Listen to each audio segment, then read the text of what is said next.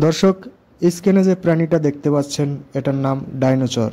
পৃথিবী থেকে প্রায় 650 কোটি বছর আগে তারা বিলুপ্তি হয়ে গেছে। হ্যাঁ বন্ধুরা, ঠিকই শুনেছেন। আজকে আপনাদের নিয়ে এসেছি ডাইনোসর জাদুঘরে, যেটা উটি, তামিলনাড়ু, ইন্ডিয়াতে অবস্থিত। তো আপনাদের মূল্যবান সময় নষ্ট না করে চলুন সরাসরি ভিডিওতে যাই। বিনা স্কিপে পুরো ভিডিও দেখুন এবং জানা অজানা তথ্য সংগ্রহ করুন। লাইক কমেন্ট করবেন এবং শেয়ার করে পাশে থাকবেন, পাশাপাশি ফলো করবেন। তো বন্ধুরা, 480 টাকা দিয়ে টিকিট কেটে এই যে আমি এখন ভিতরে প্রবেশ করব। এখানে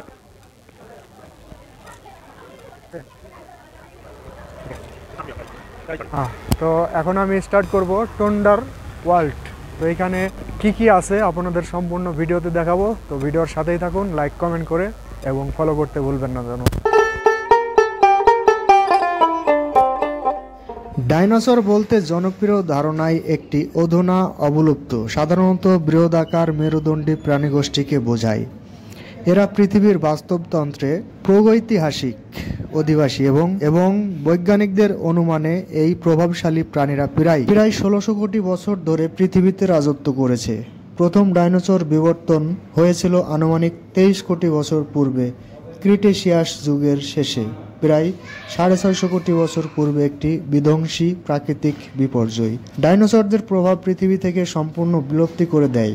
তাদের একটি শ্রেণী কেবল বর্তমান যুগ পর্যন্ত টিকে থাকতে পেরেছে বলে ধারণা করা হয়। শ্রেণীবিন্যাসবিদরা ধারণা করেন আনুমানিক পাখিরা থেরোপড ডাইনোসরদের সরাসরি বংশধর।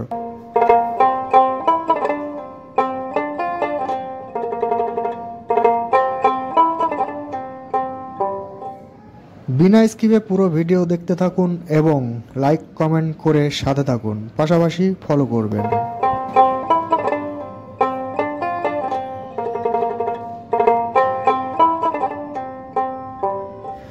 যদিও ডাইনোসর কথাটার আক্ষরিক অর্থ ভয়াবহ, গিরগিটি, কিন্তু ডাইনোসররা প্রকৃতপক্ষে গিরগিটি নয়, বরং তারা সরীসৃপ শ্রেণীর অন্তর্গত একটা আলাদা গোষ্ঠীর প্রতিনিধি, যাদের শারীরিক বৃত্তি ও ক্রিয়াকলাপ অনেকাংশে বর্তমানে সরীসৃপদের থেকে পৃথক।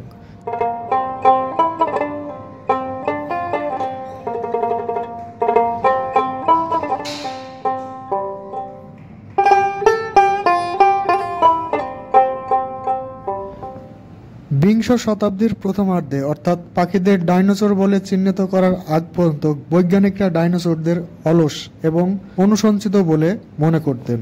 1970 দশক এবং তৎপরবর্তী অধিকাংশ গবেষণা থেকে অবশ্য জানা গেছে যে সমস্ত ডাইনোসর ছিল উচ্চ বিপাক হাড়যুক্ত, অতিমাত্রায় স্বয়ংক্রিয় প্রাণী এবং তারা পরস্পরের সাথে যোগাযোগের জন্য বিভিন্নভাবে অভিযুক্ত হয়েছিল।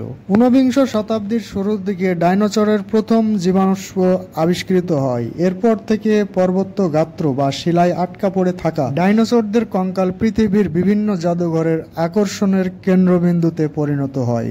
ডাইনোসররা বর্তমান বিশ্ব সাংস্কৃতিক এবং অনুচ্ছেদ্য অঙ্গে পরিণত হয়েছে। প্রমাণিত কোনো অবলুপ্ত ডাইনোসর প্রজাতির বিশাল আয়তন এবং তাদের সম্ভাব্য হিংস্র স্বভাবের দারুণ তারা শিশু ও বয়স্ক সবার কাছেই বিশেষ আগ্রহের বিষয়ে পরিণত হয়েছে। সর্বাধিক বিক্রিত বই এবং জুরাসিক পার্ক ইত্যাদি প্রচুর কাটতি পাওয়া চলচ্চিত্রেও ডাইনোসরদের প্রসঙ্গ এসেছে এবং সংক্রান্ত নতুন যে কোনো আবিষ্কার গণমাধ্যম বিশেষভাবে সম্প্রচার করা হচ্ছে।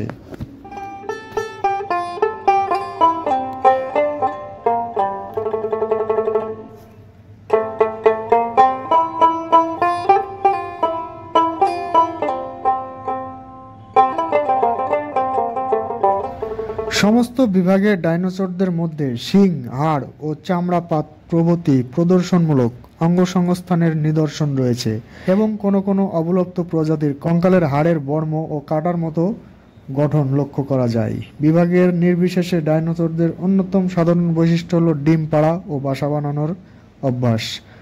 ওড়ার খাতিরে কিছু শারীরিক বাধ্যবাধকতার জন্য আধুনিক পাখিরা আকারে ছোট হলেও প্রাগৈতিহাসিক ডাইনোসরদের অনেকেই ছিল বিশাল দেহী। বৃহত্তম সরোপড ডাইনোসররা প্রায় 58 মিটার 190 ফুট পর্যন্ত দীর্ঘ এবং 9.25 মিটার 30 ফুট 4 ইঞ্চি পর্যন্ত উঁচু হতো।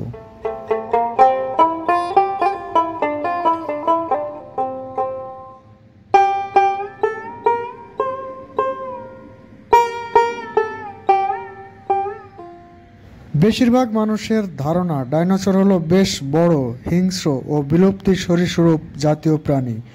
বড় পরিসরে এমন ধারণা সত্যও বটে, তবে কিছু কিছু ভুলও ধারণা আছে। সব ধরনের গড়নের আকারের ডাইনোসর পৃথিবীতে এসেছিল। এরা এখন পর্যন্ত পৃথিবীতে আসা স্থলভাগের সবচেয়ে বৃহৎ প্রাণী, কিন্তু এদের একটা বড় অংশের আকৃতি পাখির চেয়েও ছোট ছিল, অনেকটা কবুতর কিংবা মুরগির মতো।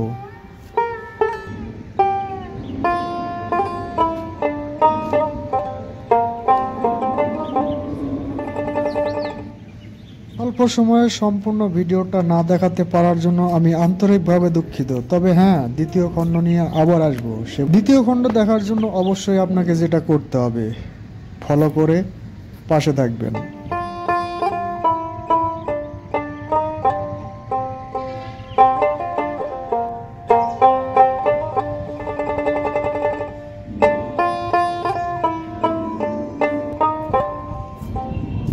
ভ্রমণের পাশাপাশি ইতিহাস, ঐতিহ্য, দেখা না দেখা বিষয়বস্তু এবং জানা অজানা তথ্য নিয়ে আমি এসেছি নীরব ভাই। সো ভিডিওটা কেমন হলো অবশ্যই কমেন্ট করে জানাবেন, লাইক করবেন এবং আপনাদের বন্ধু বান্ধবকে দেখার জন্য অবশ্যই ভিডিওটা শেয়ার করে দেবেন এবং ফলো করে পাশে থাকবেন। তাহলে নিত্য নতুন ভিডিও আপনাদের সামনে উপস্থাপন করতে আমি উৎসাহ বোধ করবো। সো ভালো থাকবেন আপনারা সবাই। আল্লাহ হাফেজ।